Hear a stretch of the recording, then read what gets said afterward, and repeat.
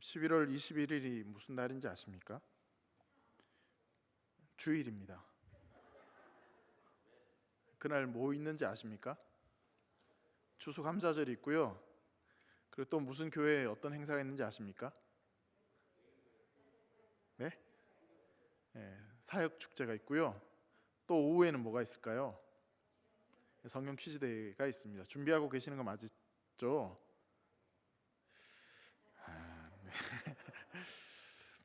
네, 뭐 안 하시면 여러분들이 손해니까.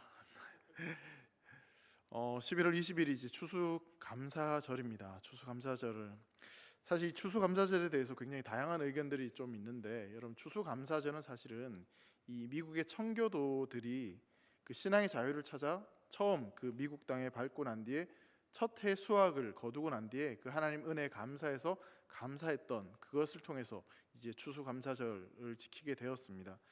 그래서 사실 이게 성경에 딱 추수감사절이라고 해서 명확하게 나오는 내용이 없기 때문에 이 추수감사절을 지켜야 되느냐 마느냐에 대해서 굉장히 많은 이야기들이 사실은 있습니다. 그럼 우리나라는 도대체 추수감사절을 어떻게 시작하게 된 것일까를 이제 좀 생각해 보면, 여기에는 한 가지 좀 사연이 있습니다. 역사적으로 남아있는 기록이 사실 정확하고 또 모든 것을 다 나타낸다라고 말할 수는 없지만, 그래도 역사적으로 기록되어 있는 기록 가운데 가장 우리가 좀 받아들일 수 있는 그런 내용은 뭐냐면, 이 한국 최초의 교회였던 소래교회를 세우는데 굉장히 중추적인 역할을 했던 이 서경조 장로님이란 분이 1904년 9월 13일에 합동공의회라는 그 회의에서 이 처음으로 추수감사절을 제안을 했다고 합니다. 그때 이 장로님이 뭐라고 제안을 하셨냐면, 우리나라 교회가 과거에 비해서 참 많이 부흥되어지고 하나님의 은혜를 많이 받았으니 우리가 감사일을 정하고 그것을 기억하고 1년에 한 번씩 그날을 즐거워하고 감사하자, 우리도 추수감사절을 지키자, 그렇게 제안을 하셨다고 합니다. 그런데 그때 바로 이 추수감사절이 정해진 것은 아니고 이 10년 동안 뭐 장로교, 침례교 다양한 교단에서 이 감사절을 어떻게 지켜야 될 것인가 여러 가지 의논을 하던 중에 이 1914년 곽안년 선교사님이 미국인 알렌 공사가 이 처음 들어온 1884년 11월을 기준으로 해서 이 알렌 공사가 들어온 11월을 그럼 추수감사절로 지키자 해가지고 추수감사절을 이 11월 셋째 주 이렇게 지키게 되었다라고 합니다. 사실 이런 내용을 보면 사실 좀 안타까운 부분은 있죠. 이 처음에 서장로님이 제안했던 것처럼 이 한국 교회가 부흥되어지고 하나님의 은혜를 받았으니 우리가 감사절을 지키자, 감사하자, 그런 의미로 감사절이 바로 정해졌다면 어쩌면 우리에게 좀 더 의미가 있을 것 같은데, 근데 이 미국 공사가 온 그때를 기점으로 이 추수감사절을 지키자, 날짜를 정해자 했다는 것이 조금 안타까운 부분은 사실은 있습니다. 그래서 이 추수감사절을 지키면서 많은 사람들이 미국에서 들어온 청교도 문화이니 굳이 우리가 그날을 지킬 필요가 없다라고 말하는 사람들이 있습니다. 더욱이 오늘날 뭐 11월 셋째 주에 추수를 하거나 농사를 짓는 그런 시대가 아니기 때문에 굳이 뭐 감사절을 지켜야 되냐, 그런 이야기들이 사실은 좀 많이 있습니다. 그리고 매일매일 감사하면서 살면 되지 굳이 추수감사절을 지켜서 감사해야 되느냐, 그런 이야기를 하는 사람들도 있습니다. 여러분들은 어떻게 생각하십니까? 우리에게 이러한 감사절이 꼭 필요하다고 여러분 생각하십니까? 저는 감사절이 꼭 필요하다고 생각하는 사람입니다. 왜냐하면 어버이날이 왜 필요한지에 대해 생각을 해보면 감사절도 반드시 우리에게 필요하다라고 저는 생각되어집니다. 우리는 항상 부모님께 감사하고 부모님께 효도하고 부모님을 잘 섬기고자 하는 마음을 가지고 살아갑니다.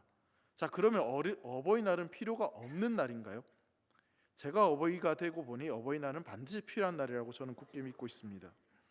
어버이날이 있어야지 그래도 자식들이 한 번 더 부모님을 생각하고 부모님의 은혜에 대해서 보답을 하고자 노력하는 마음이라도 가지지, 그렇지 않으면은 이 사실은 그 의미들을 좀 사라지게 하는 그런 일들이 많은 것 같습니다. 평소에 잘 못하는 사람은 그날이라도 좀 부모님께 잘 하고자 하는 마음이 들 것이고, 평소에 잘하는 사람은 그날 좀 더 부모님의 은혜를 생각할 수 있는 그런 기회가 될 수 있기 때문에 그런 것이죠. 마찬가지로 우리가 평소에 감사하는 생활을 잘하고 그렇게 살아가지만 때때로 그 감사를 놓치고 살아갈 때가 있기 때문에 이 감사절을 통해서 상반기 때는 7월 첫 주가 무슨 주일이죠? 맥주 감사절, 그리고 하반기에는 11월 셋째 주 추수감사절, 이렇게 감사절을 통해서 그래도 그때나마 하나님의 은혜에 감사하고 그 은혜로 말미암아 즐거워하고 기뻐하는 것이 필요하다라고 저는 그렇게 생각합니다. 우리가 감사하는 생활을 사실 평소 잘 못하니까, 물론 잘하는 사람도 있습니다. 그렇게 잘 못하기 때문에 감사절이 우리에게는 반드시 필요하고, 또 그 감사절 통해서 다시 한번 하나님의 은혜를 생각하는 것이 필요하다라는 것이죠. 여러분, 우린 참 풍요로운 삶을 지금 살아가고 있습니다. 못 먹어서 문제가 있는 시대가 아니라 너무 많이 먹어서 문제인 시대를 살아가고 있죠. 그래서 온 국민들이 다이어트 하느라고 굉장히 많은 노력을 합니다. 자, 그렇다면 그만큼 우리가 많은 것을 먹고 많은 것을 누리고 살아가면 예전에 비해서 100년, 50년 전에 비해서 우리가 훨씬 더 감사하는 삶을 살아가고 있는가에 대한 질문을 한번 해보게 됩니다. 과거보다 훨씬 더 잘 살게 되었는데, 근데 우리 안에 있는 감사는 그보다 훨씬 크다라고 말하기에는 좀 어려운 부분이 있는 것 같습니다. 예전에 제가 그 인터넷에서 이런 기사를 본 적이 있습니다. 살아가는 데 있어서 꼭 필요한 생필품에 대해서 글을 읽은 적이 있는데, 50년 전에는 살아가는 데 꼭 필요한 생필품이 약 50여 가지 정도 되었다라고 합니다. 근데 지금은, 오늘날 이 시대는 사람들에게 꼭 필요한 생필품이 과연 몇 개나 될 거라고 여러분 생각되어지십니까? 약 800개에서 1000개 정도가 필요하다라고 합니다. 50년 전에 휴대폰이 있었을까요? 없었을까요? 없었습니다. 식기세척기 있었을까요? 없었을까요? 없었습니다. 로봇 청소기 생각도 못했습니다. 커피 머신 꿈에도 생각을 못했습니다. 자판기 커피 마시고 살았죠. 빨래 건조기 상상도 못했던 일이었습니다. 빨랫줄 걸어놓고 빨래 만들던 시대였습니다. 자, 여러분, 결혼 혼수도 시대에 따라서 변했다고 합니다. 여러분, 6, 70년대 결혼하신 우리 어머니들, 그때 최고의 혼수품은 재봉틀이었다고 합니다. 요즘 시대에서는 사실 상상도 못하는 일이었는데, 알뜰 사틀 살뜰 옷도 만들어 입고 양발도 기어 신고, 그래서 재봉틀이 꼭 필요했다고 해요. 80년대 인기 혼수 상품 무엇이었을까요? 칼라 TV. 칼라 TV가 최고였다고 합니다. 냉장고, 세탁기. 80년대 시집 오셨어요? 웃으시길래. 2000년대는 그럼 뭐가 필요했을까요? 칼라 TV가 아니라 대형 TV, 큰 TV가 필요했고요. 드럼 세탁기, 이런 가전제품이 필수 품목이 되었고, 요즘은 뭐가 필요하냐면 부부가 함께 취미 생활할 수 있는 게임기를 혼수로 가지고 오고요. 옷 구김을 펴주는 의류 관리기, 그게 영어로 갑자기 생각이 안 나는데 그런 게 있다고 해요. 저희 집에 없어서 잘 모르겠는데 그런 걸 혼수로 이제 가져왔다고 합니다. 여러분, 재봉틀만 있으면 행복하지 않았을까? 재봉틀만 있어도 갓 결혼했던 그 시절 분명 행복했을 거라고 저는 생각되어집니다. 제가 안 살아봐서 잘 모르겠지만 제가 결혼해보니 별로 가진 거 없어도 행복하더라고요. 그냥 보기만 해도 행복하고 즐거웠습니다. 여러분, 지금은 훨씬 더 많은 것들을 가지고 우리가 윤택하게 살아가고 있습니다. 훨씬 더 편리한 삶을 살아가고 있죠. 여러분, 한번 스스로에게 질문을 해보시죠. 그러면 내가 그만큼 많은 것을 누리고 많은 것을 가지고 있으면 내 안에 있는 감사도 그만큼 커졌느냐라는 질문을 우리는 한 번쯤 해봐야 될 것 같습니다. 지난 일주일 동안 한번 생각해 보죠. 일주일 동안 여러분 얼마나 많은 감사의 표현을 하셨습니까? 하나님께, 아니면 사랑하는 아내, 남편에게 얼마나 감사에 대한 표현을 하셨냐는 것이죠. 여러분, 오늘 말씀을 통해서 이걸 좀 한번 생각해 보려고 합니다. 우리가 하나님께 감사를 표현하는 것이 왜 그렇게 중요한 것인지에 대해서 한번 생각해 보려고 하는 것이죠. 여러분, 오늘 본 말씀을 보시면 예수님은 지금 사마리아와 갈릴리 사이를 지나가고 계셨습니다. 11절 말씀에 이렇게 증거하고 있죠. 예수께서 예루살렘으로 가실 때에 사마리아와 갈릴리 사이로 지나가시다가라고 말씀하고 있습니다. 예수님께서 지금 어디로 가신다고 말씀하고 있습니까? 예루살렘으로 가시는 겁니다. 자, 그럼 여기서 한번 생각해 보시죠. 예수님이 왜 예루살렘으로 가시는 길일까요? 왜 예루살렘으로 가시기 위해서 사마리아와 갈릴리 사이를 지나가고 계시냐는 것이죠. 여러분, 지금 예수님께서는 공생의 마지막 기간을 보내고 계십니다. 그러니까 지금 예수님께서 예루살렘으로 가시는 것은 쉽게 말하면 죽으러 가시는 길입니다. 그러니까 예루살렘으로 가시는 이유는 죽기 위해서, 십자가에 달려 죽기 위해서 지금 가시는 길이죠. 여러분, 예루살렘에서 죽으셔야 된다는 사실을 알고 계셨던 예수님이 그 예루살렘으로 향하는 그 발걸음이 과연 어땠을까 한번 생각해 보시죠. 결코 가볍지 않았을 것입니다. 마음이 굉장히 무거웠을 것입니다. 왜냐하면 예수님은 그 십자가에 달리는 것이 너무나 크고 너무나 고통스러운 것을 아셨기 때문에 겟세마네 동산에서 그렇게 간절히 기도하실 수밖에 없었습니다. 여러분, 사람은 자기 앞에 큰일이 생기면 다른 사람의 일은 눈에 보이지 않기 마련입니다. 아니, 자기 앞에 조그만 일만 있어도 다른 사람의 일에 관심을 가지기가 쉽지 않습니다. 그래서 우리나라 속담에 이런 속담이 있다고 해요. 남의 연병이 내 곧불만 못하다, 이런 속담이 있다고 합니다. 다른 사람은 전염병에 걸려서 이 생사의 갈림길에 있는데 자신의 감기가 더 크게, 훨씬 더 중요하게 느껴진다라는 것이죠. 모든 사람들은 그렇습니다. 자기의 문제가 가장 커 보입니다. 자, 죽음을 목전에 둔 예수님께서 이제 예루살렘으로 가는 그 길에서 예수님의 마음이 얼마나 무거우셨을까요? 그런데 예수님의 모습을 지금 보면 자신의 문제 때문에 다른 사람의 아픔을 모른 체 하지 않으십니다. 죽으러 가는 그 길목에서도 자신의 문제보다는 어렵고 힘들고 고통당하는 자들의 아픔에 대해서 먼저 생각하시고 그들을 고쳐주시는 예수님의 모습을 발견하게 됩니다. 자, 예루살렘을 향해 가시는 예수님 앞에 찾아온 사람들이 있었습니다. 그 사람들이 누구냐면 12절 13절에 보면 이렇게 말씀하고 있습니다. 한 마을에 들어가시니 나병 환자 10명이 예수를 만나 멀리 서서 소리를 높여 이르되 예수 선생님이여 우리를 불쌍히 여기소서 하거늘이라고 말씀하고 있습니다. 예수님께서 어떤 마을에 가셨는데 그 마을에서 나병 환자 10명이 예수님을 찾아왔습니다. 근데 그들은 예수님 가까이에, 아주 가까이 나오지 못하고 멀찍이 멀리서 예수님을 부르기 시작합니다. 그들이 예수님께 가까이 나오지 못했던 이유는 당시 나병 환자들을 격리하는 율법의 규범 때문에 예수님께는 가까이 나아갈 수 없었습니다. 여러분, 이 나병이라고 하는 이 한센병이 어떻게 이 한센병이라고 이름이 붙여졌냐면 1873년 노르웨이의 의학자 한센이라는 사람이 이 한센병, 나병을 일으키는 균을 발견하게 되면서 이 오늘날에는 한센병, 그렇게 이름을 붙여졌습니다. 근데 이제 성경에서는 이 한센병을 문둥병, 나병 이렇게 이야기하고 있죠. 오늘 본문에서는 나병이라고 그렇게 표현을 하고 있습니다.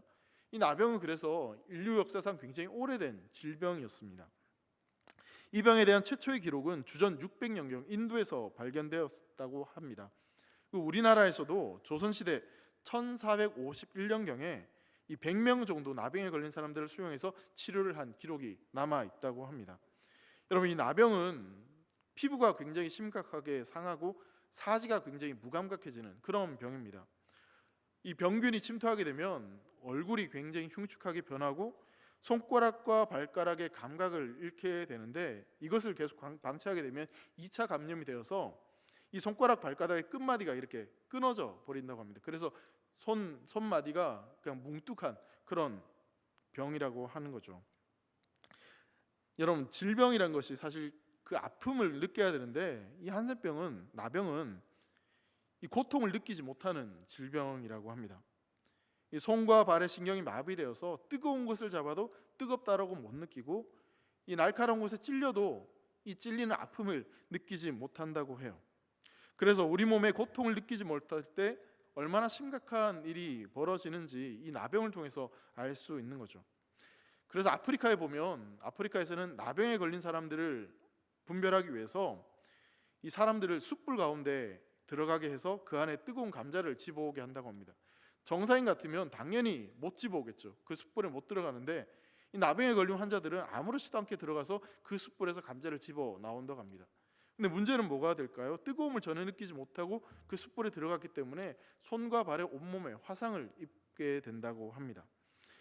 이처럼 나병 환자가 겪는 첫 번째 고통은 육체적인 무감각입니다. 고통을 느끼지 못한다는 것입니다. 자신의 몸이 아파도 찔려도 그렇게 타도 그 고통을 느끼지 못하는 게 이 나병 환자들이 고통이라는 것이죠. 그리고 또 이 나병 환자들이 겪는 고통이 뭐냐면 격리되는 고통입니다. 먼저 그들은 사회로부터 격리가 되었습니다. 그들의 얼굴은 너무나 흉측했고 또 손과 발과 끝마디는 절단되어 뭉툭했고, 그리고 또한 이 병은 일반적으로 호흡기를 통해서 전염이 된다고 생각했기 때문에 이 병의 확산을 막기 위해서는 환자들을 따로 격리시켰다고 하는 것이죠. 여러분, 우리나라에서도 예전부터 이 나병 환자들은 제1의 격리 대상이었습니다. 그래서 여러분들이 잘 알고 있는 이 나병 환자들을 모아 치료했던 곳이 따로 있었죠. 전라남도 고흥에 가면 소록도라고 하는 이 섬과 그리고 여수에 있는 애양원이었습니다. 근데 이 소록도란 섬의 이름이 참 재밌는데, 소록도는 작은 사슴이란 뜻을 가지고 있습니다. 작은 사슴들이 자유롭게 뛰어노는 그런 아름다운 산등성이를 그렇게 떠올리고 그렇게 생각하게 되는데, 근데 그런 아름다운 곳에 고통 가운데 있는, 절망 가운데 있는 그런 나병 환자들이 그 안에서 치료를 받고 격리되었다는 것이죠. 그리고 여러분, 애양원이라는 것도 사실은 사랑으로 양육하는 집이란 뜻을 가지고 있는데, 근데 그곳에 있던 사람들은 세상 사람들에게 격리되어서 사랑받지 못하는 사람들이 그곳에 머물렀다라는 것입니다. 여러분, 이들의 고통을 지금 우리는 조금은 간접적으로 좀 경험할 수 있습니다. 1년 전에 저도 간접적으로 조금 경험했습니다. 코로나 확진자와 접촉했다는 이유 때문에 집안에 있는 저희 방에 갇혀서 일주일 동안 나오지도 못하고 떠다주는 밥만 먹었던 시간이 있었습니다. 얼마나 마음이 아프고 서운하든지, 조금만 나가려고 하면 나오지 말라고 하는 그 말이 왜 그렇게 서운한지. 물론 안 나가야 되고 조심해야 되는 건 맞는데, 얼마나 제가 저 집안에 있으면서 눈치를 보며 살았는지, 그때 고통을 생각해 보니 이 나병 환자들이 겪었을 그 고통을 조금은 짐작이 되어지는 것이죠. 구약 성경에 보면 나병 환자들을 어떻게 대하는지 성경이 이렇게 말씀하고 있습니다. 레위기 13장 46절 말씀 보면, 병 있는 날 동안은 늘 부정할 것이라 그가 부정한즉 혼자 살되 진영 밖에서 살지니라 라고 말하고 있습니다. 그러니까 성 안에 살지 못하고 성 밖에서 이들은 살게 된다는 것이죠. 그러니까 성 밖에 살다 보니까 이들은 이스라엘 백성들의 인원수를 계수할 때도 포함되지 않았습니다. 무슨 얘기냐면 사람 취급을 받지 못했다는 겁니다. 피부와 신경이 손상되어서 겪는 육체적인 고통도 컸지만, 이 사회로부터, 가정으로부터 격리되어 그렇게 떨어져 살아가야 되는, 격리되어야 되는 그 고통도 이루 말할 수 없었을 것입니다. 그런데 오늘날에는 이 나병은 치료할 수 있는, 고칠 수 있는 병이라고 합니다. 5년에서 한 10년 정도 꾸준히 그 항생제를 먹게 되면 이 나병도 치료할 수 있다고 합니다. 근데 하지만 고대에서는 이 나병이 불치병에 속했던 거죠. 그래서 동양에서는 이 나병을 가리켜 뭐라고 이야기하냐면 천형 이렇게 불렀다고 합니다. 그러니까 하늘에서 내리는 형벌이다, 그런 의미를 가지고 있는 거죠. 여러분, 나병으로 인해 몸이 아픈 것도 참 아픈 것이지만 사회로부터 격리되는 것도 이루 말할 수 없는 고통이었을 것입니다. 그런데 그들을 더욱더 힘들게 했던 건 뭐냐면, 사회로부터 격리되었다는 것도 고통스럽지만 그 병을 앓게 됨으로 말미암아 하나님으로부터 버림받았다는 것이 이들에게는 가장 큰 고통이었습니다. 옛날 사람들, 유대인들은 병에 걸리고 이런 질병에 걸리면 하나님께 형벌을 받았다라고 생각을 했습니다. 하나님께 버림받았다라고 생각을 했습니다. 그러니까 하나님과 격리되었다, 하나님께 분리되었다라는 그런 고통이 있었던 것이죠. 성경에 보면 모세의 누나였던 미리암이 아론과 함께 이 모세의 지도력에 반기를 들게 됩니다. 그때 하나님께서 내리신 벌로 인해서 이 그녀는 나병에 걸리고 말았습니다. 다행히 모세의 기도로 인해서 치유가 되어서 일주일간 격리된 후에 다시 들어올 수 있었지만, 이 나병에 걸려서 공동체와 분리되는 아픔을 겪었죠. 또한 나병을 가지고 있었던 이 시리아의 나아만 장군은 엘리사 선지자의 말에 따라서 요단강에서 7번 몸을 씻고 그리고 낫게 됩니다. 그 낫게 된 것으로 말미암아 너무너무 감사해서 이 엘리사 선지자에게 예물을 주려고 했지만 엘리사 선지자가 급구 받지 않겠다고 이야기하죠. 그런데 그때 이 엘리사 선지자의 종이었던 게하시가 엘리사 선지자 몰래 그 물질을 받았다가 결국 나병에 걸리고 말았습니다. 그래서 구약 성경에서는 이 징벌의 결과로 나병에 걸린다라는 그런 말씀이 있기 때문에 이스라엘 백성들은 나병에 걸리면 하나님께서 내리시는 형벌의 결과이다라고 생각을 했습니다. 그러니까 하나님께서 나를 버리셨다라고 생각을 하게 되는 것이죠. 이렇게 하나님께로부터 버림받았다, 하나님께로부터 격리되었다는 고통이 또 다른 이 나병에 걸렸던 사람들의 고통이었을 것입니다. 그리고 또 한 가지 나병 환자가 겪게 되는 고통이 있습니다. 그건 바로 뭐냐면 영적인 무감각입니다. 앞서 말씀드린 대로 사회에서도 격리되었고 종교적으로도 이들은 격리되었습니다. 무슨 말이냐면 이들은 사회적으로 격리되었기 때문에 성전에 들어갈 수 없었습니다. 예배하는 공간에 들어갈 수 없었습니다. 일평생 나병 때문에 성전에 들어가지 못했다면, 성전에서 예배하지 못했다면 그리고 하나님께 버림받았다는 생각으로 자포자기한 인생을 살았다면 그들의 영적인 상태는 여러분 어땠을까요? 영적으로 무감각해지고 무덤덤해질 수밖에 없었을 것입니다. 이들에게는 예배를 드려도 기쁘지도 않고 슬프지도 않고 아무런 감각이 없는 겁니다. 인생에 생기도 없고 기쁨도 없고 눈물도 없고 웃음도 없는 그런 무의미한 인생들을 살아가게 되는 것이죠. 어쩌면 그런 무감각 때문에 그것이 고통인 줄도 모른 채 그들은 인생을 살아갔을 것입니다. 하지만 이들은 앞서 말씀드린 대로 몸에 병이 걸려서 무감각했던 것처럼 영적으로도 전혀 반응하지 못하는 무덤덤한 그런 인생을 살아가던 자들이었습니다. 예수님을 생각해도 아무런 감정이 없고 십자가를 묵상해도 그냥 그런갑다 하고 그렇게 지나가는 인생을 살아가게 되는 것이죠. 여러분, 오늘 본문에 나오는 이 10명의 환자들, 이 예수님께 나온 이 사람들은 육체적으로 고통을 당하고 있었고 그리고 무감각하고 사회적으로 격리된 자들이었습니다. 굉장히 큰 고통과 절망 가운데 있었던 사람이라고 이야기를 하는 것이죠. 이제 그들이 예수님께 소리를 칩니다. 누가복음 11장 13절 말씀 보면 소리를 높여 이르되 예수 선생님이여 우리를 불쌍히 여기소서 하거늘이라고 말씀하고 있습니다. 여러분, 이 말씀에서 특이한 점은 뭐냐면 나병 환자들이 예수님을 뭐라고 지금 부르고 있냐면 선생님이라고 부르고 있습니다. 우리 한글 성경에는 이 선생님이라고 말하니까 그냥 랍비 정도 이렇게 생각하는데 이 의미는 사실 조금 우리가 좀 더 자세히 살펴봐야 될 내용입니다. 신약 성경에서 일반적으로 이 선생이라고 할 때는 랍비라고 하거나 디다스칼로스라는 단어를 씁니다. 근데 지금 이 나병 환자들이 예수님을 부르면서 사용한 이 선생님이란 단어는 에피스타테스, 이 단어를 사용했습니다. 이 단어의 의미는 뭐냐면 그 사람을 굉장히 존중하고 굉장히 중요한 사람으로 생각한다라는 의미를 가지고 있습니다. 내가 믿고 신뢰할 수 있는 분, 그리고 나를 새롭게 할 수 있는 분, 즉 주님이란 의미가 이 선생님이란 단어에 있다는 사실이죠. 여러분, 당시 일반 사람들은 예수님을 향해서 똑같이 랍비라고 불렀습니다. 예수님을 주님이라고 불렀던 유일한 사람들은 누구냐면 제자들밖에 없었습니다. 성경에 그런 내용들이 나오는데 예수님께서 제자들과 함께 배를 타고 갈릴리 호수를 건너가실 때 그때 광풍이 휘몰아쳤습니다. 근데 예수님은 그 배에서 곤히 잠을 주무셨죠. 제자들은 전직이 어부였음에도 불구하고 그 광풍 때문에 너무나 혼란스럽고 너무나 두려웠습니다. 배에 물이 점점 차오르고 바람이 거세게 몰아쳤습니다. 그때 제자들이 예수님께 이러한 간청을 하는 내용이 나옵니다. 누가복음 8장 24절 상반절을 보면 제자들이 나와 깨어 이르되 주여 주여 우리가 죽겠나이다. 여러분, 여기서 나오는 주여 주여가 에피스타테스, 나병 환자들이 예수님을 부른 단어와 똑같은 단어입니다. 예수님을 향해서 부른 이 에피스타테스, 주님은 제자들이 예수님을 향해서 불렀던 표현이었습니다. 근데 나병 환자들은 제자가 아니었음에도 불구하고 예수님을 랍비, 선생님이라고 부르는 것이 아니라 주님이라고 지금 부르고 있는 것이죠. 이것은 그들이 예수님에 대한 소문을 익히 들었고 예수님은 단순히 평범한 랍비, 선생님이 아니라 하나님이 보내신 특별한 존재라는 것을 믿고 있었다는 사실입니다.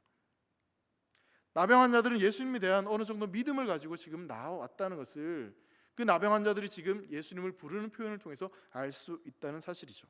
자, 그렇게 부르는 나병 환자들을 예수님께서는 보시고 불쌍히 여기십니다. 14절 말씀 보시면 보시고 이르시되 가서 제사장들에게 너희 몸을 보이라 하셨더니 그들이 가다가 깨끗함을 받은지라 라고 말씀합니다. 자, 예수님께서는 이렇게 나온 나병 환자들에게 뭐라고 말씀하시냐면 제사장에 가서 몸을 보여라 라고 말씀하십니다. 여러분, 나병 환자가 제사장에 가서 몸을 보이는 경우는 딱 한 가지입니다. 언제냐면 병이 깨끗이 나아서 다시 사회로 가정으로 돌아갈 준비가 되었을 때 그때 제사장한테 가서 확인을 받는 겁니다. 근데 여러분, 말씀을 한번 자세히 보십시오. 지금 나병 환자들이 이 나병에서 고침을 받은 상태입니까? 아니면 고침 받지 않은 상태입니까? 한번 더 읽을까요? 보시고 이르시되 가서 제사장들이 너희 몸을 보이라 하셨더니 그들이 가다가 깨끗함을 받았다. 가다가 나았어요. 그럼 지금 가라는 말씀을 들었을 때 나은 건가요? 낫지 않은 건가요? 안 나았어요. 깨끗함을 받지 않았어요. 그럼 제사장한테 가면 될까요? 안 될까요? 안 됩니다. 갈 수 없는 거예요. 근데 예수님께서 가라고 말씀하십니다. 여러분 레위기 14장에 보면 나병 환자가 나왔을 때 이 제사장이 어떻게 해야 되는지를 자세히 설명하는 내용들이 나옵니다. 이 제사장이 나병 환자들이 나왔을 때 그 병이 완전히 나은 것을 확인하면 그들은 하나님께 감사의 제사를 드리고 그 위에 정결케 하는 의식을 했습니다. 그리고 자신의 고향으로, 가정으로, 자기 집으로 그렇게 돌아가서 정상적인 생활을 할 수 있게 되었습니다. 그러니까 따라서 병이 다 나은 뒤에, 완전히 고침을 받고 난 뒤에 그때 제사장한테 가는 것이 맞는 순서입니다. 근데 예수님은 지금 병이 낫지도 않은 상태에 있던 나병 환자들에게 제사장에 가서 몸을 보이라고 지금 말씀하고 있는 것이죠. 일반적으로 성경이 이야기하고 있는 율법과 우리가 생각하는 것과는 전혀 다른 말씀을 지금 예수님은 하고 계시는 겁니다. 마지막으로 제사장한테 보여서 그 병이 나은 것을 확인하는 것인데, 근데 지금 예수님은 그 모든 과정을 생략하고 그냥 제사장에 가서 너희 몸을 보이라라고 말씀하고 있습니다. 여러분, 성경이 이렇게 기록하고 있으니 그렇게 할 수 있지 않는가라고 생각할 수 있겠지만, 여러분 이건 절대로 쉬운 말이 아닙니다. 왜냐하면 앞서 말씀드린 대로 나병 환자들은 격리되어 살아갈 수밖에 없는 존재들이었습니다. 이 격리되어 있다가 마음대로 나았다가는 돌에 맞아 죽을 수도 있는 그런 아주 심각한 범죄 행위였습니다. 만약에 제사장에 갔는데 병이 그대로 있으면 어떻게 되겠습니까? 죽을 수도 있습니다. 성전에 마음대로 들어왔기 때문에, 성에 마음대로 들어왔기 때문에 죽을 수도 있고 큰 책망을 받을 수 있는 일이었죠. 여러분, 그런데 놀라운 일이 일어났습니다. 근데 이런 일들이 예수님께서 성경에 하신 수많은 말씀들을 보면 같은 방법으로 계속해서 반복해서 일어나고 있다는 것을 우린 또한 발견하게 됩니다. 예수님께서 행하신 그 일의 결과를 눈으로 확인하기 전에 이미 받은 것으로 믿고 순종할 때 그 기적들을 보고 경험할 때가 있다는 사실이죠. 여러분, 예를 들어서요, 오병이의 기적을 우리가 한번 생각해 보면 예수님께서 보리떡 5개, 물고기 2마리, 그걸 5,000개를 만들어 가지고 그 많은 무리들에게 나누어 준 것이 아니었습니다. 그냥 그걸 가지고 나오라고 축사하시고 제자들이 들고 나아갔더니 나눠주는데 줄어들지 않고 오히려 12광주리가 남은 거예요. 그러니까 말씀에 순종했더니 이상하게 이게 남게 되는 거죠. 가나의 혼인잔치는 어땠습니까? 예수님께서 물을 포도주로 변화시켜가지고 너희도 한번 맛봐, 포도주가 되었지, 그래서 갖고 가라는 게 아니라 그냥 물을 채우라고 갖다 주라고 했습니다. 갖다 줬더니 물이 포도주가 되었어요. 여러분, 예수님의 기적은 그분의 말씀에 순종할 때 일어난다는 것을 우리는 믿어야 됩니다. 믿음이 있다는 증거는 그 주님의 말씀에 순종할 때 그 믿음이 있음이 증명됩니다. 보리떡을 나누어 주라고 하시면 그 말씀에 순종하면 되고, 포도주를 갖다 주라고 하면 그 말씀에 순종하면 하나님의 기적이 우리의 삶에 일어날 줄 믿습니다. 제사장에 가서 보이라고 말씀하셨습니다. 여러분, 누가 말씀하셨습니까? 주님, 예수님이 말씀하셨습니다. 주님이 말씀하셨으면 그 말씀에 순종하면 그것은 이미 이루어진 일인 줄 믿으시기 바랍니다. 주님은 말씀만 하시면 그 모든 것이 이루어집니다. 나병 환자들은 그렇게 자신들의 몸을 보여주기 위해서 제사장들에게 가죠. 그러다가 자신들의 병이 완치되는 것을 보게 됩니다. 예수님 말씀에 순종하는 믿음이 있었고 그 믿음대로 순종했던 것이죠. 나병 환자들은 예수님의 말씀에 순종했을 때 육체적인 고통, 그 무감각에서 해방되는, 치유되는 기적을 경험하게 되었습니다. 자, 그렇게 자기의 몸이 깨끗해진 이 사람들, 그들은 기뻐서 제사장으로 달려갔습니다. 그런데 참 이상한 것은 그 중에 한 명이 예수님께서 다시 돌아왔다는 사실입니다. 그리고 그 예수님 앞에 그는 엎드러져 예수님께 감사했습니다. 누가복음 17장 15절과 16절 말씀을 보면 그 중에 한 사람이 자기가 나은 것을 보고 큰 소리로 하나님께 영광을 돌리며 돌아와 예수의 발 아래에 엎드려 감사하니 그는 사마리아 사람이라고 말씀하고 있습니다. 고침을 받은 나병 환자 중에 한 명이 예수님께로 돌아와 예수님께 감사하며 엎드렸습니다. 나병 환자들은 자신들의 병이 나은 것이 너무나 기쁘고 너무나 신기했을 것입니다. 그래서 어서 빨리 제사장에게 보여서 확인을 받고 정결의식을 하고 난 뒤 빨리 가족에게로 고향으로 돌아가고 싶은 마음이 컸을 것입니다. 그런데 이상하게도 이 사람은 9명은 다 그렇게 상식적인 행동을 하는데 이 사람은 예수님께로 돌아옵니다. 그리고 그 예수님 앞에 감사하며 엎드립니다. 여러분, 복음서를 보면요, 예수님의 발 아래 엎드렸던 사람들에 대한 표현이 나옵니다. 근데 그 사람들의 공통점이 있습니다. 마태복음 28장 9절에 그 공통점이 자세하게 드러나 있는데, 28장 9절 말씀입니다. 예수께서 그들을 만나 이르시되 평안하냐 하시거늘 여자들이 나아가 그 발을 붙잡고 경배하니, 그 발을 붙잡았다는 건 엎드렸다는 의미를 가지고 있습니다. 이 말씀은 부활하신 예수님을 만난 막달라 마리아와 다른 마리아의 모습입니다. 근데 예수님의 발 아래 엎드려서 이 사람들이 한 행동이 있는데, 그것이 바로 뭐냐면 예수님을 경배하는 것이었습니다. 예수님의 발 아래 엎드렸다는 것은 그분을 하나님으로 경배했다라는 의미를 가지고 있는 것입니다. 예수님을 단지 선지자가 아니라, 선생님이 아니라 하나님의 아들이심을 인정했다라는 것을 이 엎드리는 행동을 통해서, 감사하는 행동을 통해서 표현을 하고 있는 것이죠. 그러므로 이 나병에서 고침을 받았던 이 한 사람이 예수님께 돌아와 발 아래 엎드려 감사했다는 것은 예수님이 진정 누구이신지를 깨닫고 그분이 하나님이심을 인정하고 그분을 경배했다는 의미를 가지고 있습니다. 자신에게 이루어진 이 모든 일이 100% 예수님께서 하신 일이라는 것을, 그리고 그 예수님은 주님이라는 것을 믿고 그 고백을 하고 있는 것이죠. 사랑하는 성도 여러분, 사람들이 감사하지 않는 이유를 한번 생각해 보게 됩니다. 아마도 그 이유는 내가 누리고 내가 받는 것을 너무나 당연하다고 생각하기 때문이 아닐까 생각이 되어집니다. 그런데 여러분, 이 세상에 당연한 것이 과연 있겠습니까? 부모가 자녀를 위해서 희생하고 수고하는 것이 여러분 당연한 일입니까? 아내가 남편을 위해서, 남편이 아내를 위해서 수고하고 일하는 것이 당연한 일이겠습니까? 아닙니다. 여러분, 이 세상에 당연한 일은 없습니다. 마땅히 나에게 잘해야 되는 사람은 없습니다. 여러분, 누군가 나를 섬기고 나에게 그런 호의를 베풀어 줬다면 그건 마땅한 것이 아니라 나를 사랑하기 때문에 그렇게 호의를 베풀어 주고 나를 섬겨 주는 것입니다. 그 사람이 나를 사랑하기 때문에 그렇게 행동하는 겁니다. 여러분, 왜 부모가 자녀에게 마땅히 그런 일을 합니까? 사랑하니까요. 아내가 왜 남편에게 밥을 차리고 섬기고 그렇게 합니까? 사랑하니까요. 자, 그러면 여러분, 우리 주님께서 우리에게 왜 이런 은혜를 베풀어 주십니까? 왜 우리의 삶을 돌보아 주십니까? 우리를 사랑하기 때문에. 여러분, 그 사랑하는 대상에게 우리가 할 수 있는 것이 과연 무엇인지에 대해서 성경은 말하고 있습니다. 바로 감사라는 것이죠. 감사는 상대방과의 관계를 더욱더 깊이 만드는 요소입니다. 그래서 하나님께서 우리에게 감사를 원하시는 것입니다. 하나님은 우리에게 감사를 통해서 하나님과의 더욱더 깊은 관계로 나아오기를 원하시는 것입니다. 하나님께서 우리에게 감사를 원하시는 이유는 감사를 통해서 우리가 그분과의 관계가 더욱더 깊어지기를 원하시기 때문에 우리에게 감사를 원하시는 겁니다.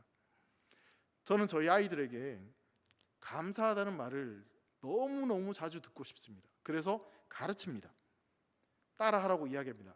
아빠 감사합니다. 감사합니다. 감사합니다. 세뇌시킵니다. 뭘 해줘도 감사하다라고 무조건 하라고 합니다. 아이들한테 뭘 해줬으니 생색내고 싶어서 그래서 감사하라고 하라는 게 결코 아닙니다.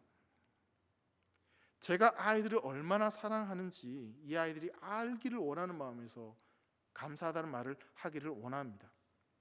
우리 주님도 마찬가지입니다. 내가 너를 얼마나 사랑하는지, 내가 너를 얼마나 존귀하게 여기는지, 내가 너를 얼마나 귀하게 여기는지 주님은 우리에게 감사를 통해서 그것을 깨닫게 하기를 원하시고, 그 감사를 통해서 하나님과의 그 관계를 더욱더 깊이 있게 만들고 싶으시기에 우리에게 감사하라고 말씀하시는 겁니다. 내가 너에게 베풀어 준 은혜를 생색내기 위해서 좀 알아달라고 그래서 감사하라는 게 아닙니다. 우리를 더 위하시기 위해서, 우리를 더 사랑하시기 때문에 그래서 우리에게 감사하라는 것이죠. 여러분, 감사한다는 것은요, 상대방이 나에게 어떤 호의를 베풀어 줬는지, 어떤 섬김을 줬는지 그것을 헤아릴 수밖에 없습니다. 감사하기 위해서는 생각할 수밖에 없습니다. 저 사람이 나에게 어떠한 일을 해줬는지, 뭐가 감사한지 생각할 수밖에 없는 거죠. 여러분, 우리가 감사를 하는 순간, 하나님께 감사하는 순간 하나님이 나에게 어떠한 일을 행하시는지, 하나님이 어떠한 분인지 우리는 그것을 깊이 생각하게 됩니다. 여러분, 그 하나님을 깊이 생각하면 할수록 우리에게 넘치는 것이 무엇인지 아십니까? 은혜가 훨씬 더 넘치게 됩니다. 그래서 우리에게 감사하라고 말씀하시는 겁니다. 사랑하는 성도 여러분, 여러분들 안에 진정으로 감사하는 그 삶을 통해서, 감사의 고백을 통해서 하나님이 우리를 얼마나 소중하게 여기시는지, 얼마나 우리를 사랑하시는지 깨닫는 은혜가 있으시기를 간절히 소망합니다. 그렇게 하나님께 감사하기 위해 돌아온 나병 환자에게 우리 주님은 굉장히 놀라운 축복의 말씀을 하십니다. 19절 말씀을 보시면 그에게 이르시되 일어나 가라, 내 믿음이 너를 구원하였느니라 말씀하십니다.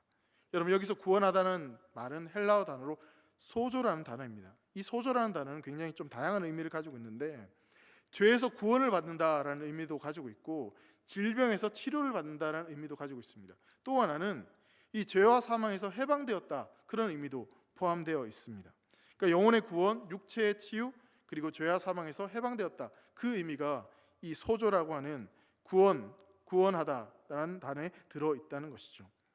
자, 내 믿음이 너를 구원하였다, 이 말씀은 가만히 생각해 보면 듣는 사람에게는 굉장히 큰 축복입니다. 근데 그 말을 듣지 않은 9명의 사람들에게는 이건 심판의 메시지입니다. 왜냐하면 너는 구원받았다, 그럼 나머지 9명은 구원받지 못했다는 겁니다. 나병에서 고침을 받아 이 사람은 돌아와서 예수님 앞에 엎드려 구원받았다는 축복의 말씀을 듣고, 그 나머지는 그 말씀을 듣지 못했다는 것이죠. 여러분, 나병에서 고침받았던 그 나머지 9명이 여러분 세상을 과연 얼마나 살았을까요? 50년? 100년? 그럼 그 나병 환자들이 100년 뒤에는 다 어떻게 되었을까요? 죽었습니다. 죽고 나서는 어떻게 되었겠습니까?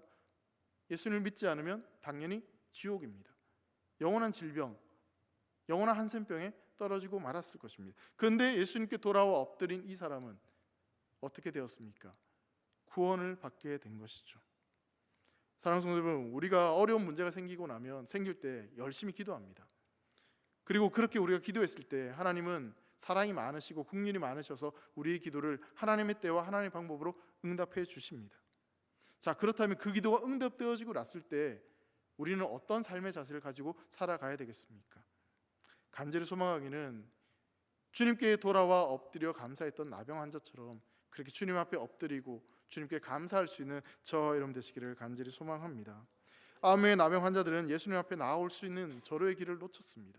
놀라운 기적을 체험했습니다. 엄청난 기적을 체험했습니다. 그 기적을 체험했다면 그 기적을 일으키신 분이 누구인지를 깨닫고 그분 앞에 나와 엎드리고 경배하며 그분을 주님으로 모시고 살아가야 됩니다. 근데 그들은 돌아오지 않습니다. 그냥 세상으로 나아가 자기가 살고 싶은 대로 가정으로, 사회 속으로 돌아가 살았습니다.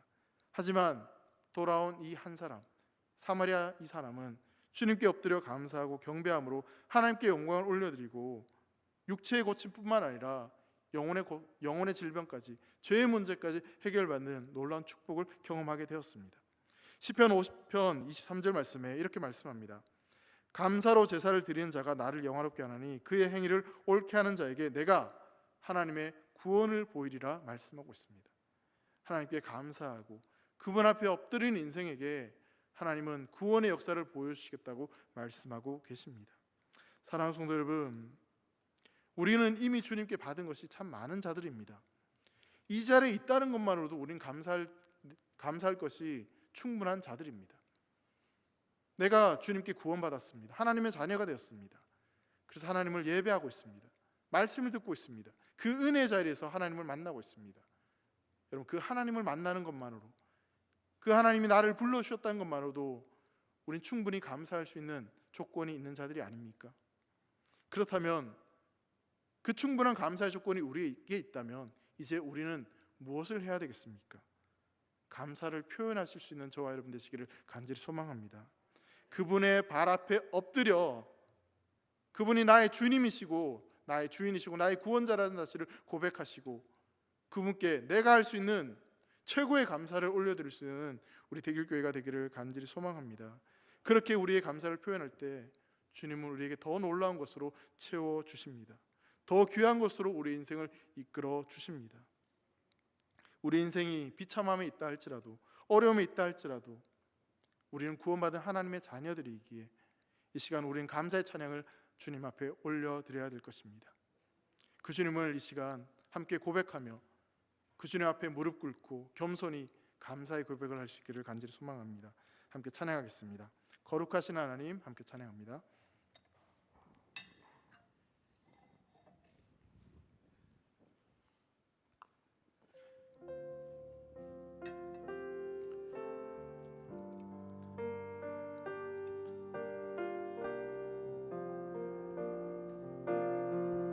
거룩하신 하나님,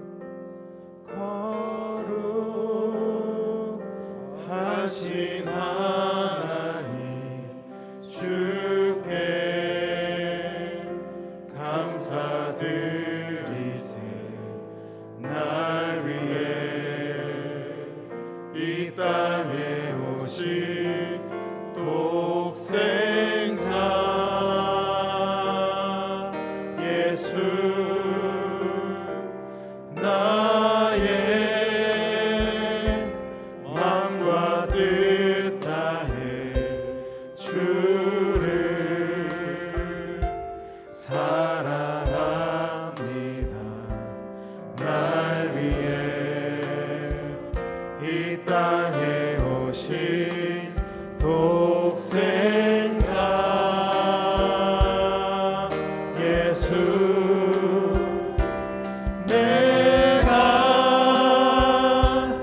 약할 때 강함 주고, 가난할 때 우리를 부욕해 하신 나의 주, 감사. 내가 약할 때 강함 주고, 가난할 때 우리를 부욕해 하신 나의 주, 감사. 한 번 더 고백합니다. 거룩하신 하나님, 거룩하신 하나님, 주께 감사드리세. 날 위해 이 땅에 오신 독생자 예수, 나의 마음과 뜻 다해 주를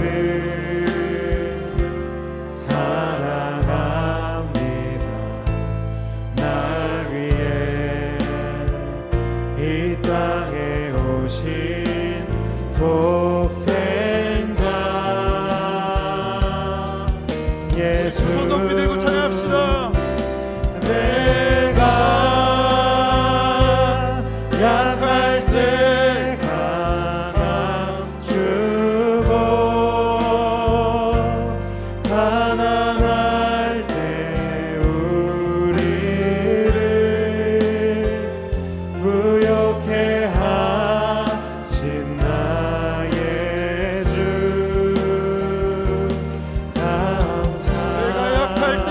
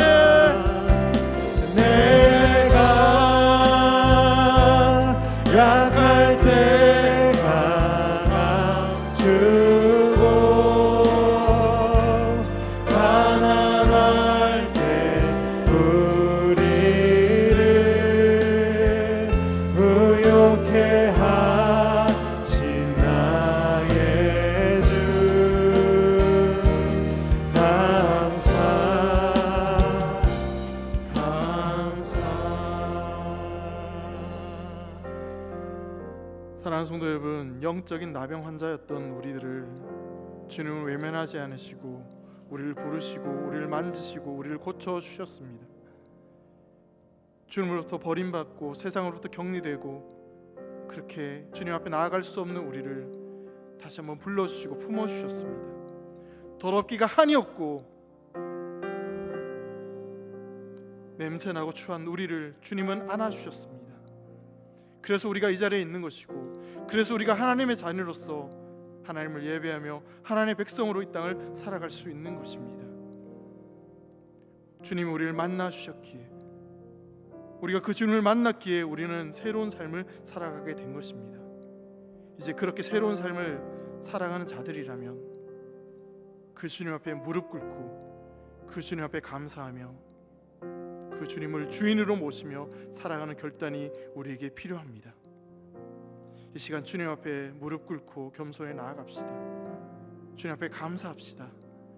나에게 허락된, 나에게 주어진 그 은혜를 기억하며 주님을 나의 주인으로 섬기며 살겠다고 결단하며 내가 드릴 수 있는 최고의 감사를 주님 앞에 올려드릴 수 있는 오늘 이 시간이 되기를 간절히 소망합니다. 우리 그런 마음을 가지고 주님의 이름을 크게 함께 부르고 합심해서 기도하겠습니다. 주님을 찾습니다. 주여!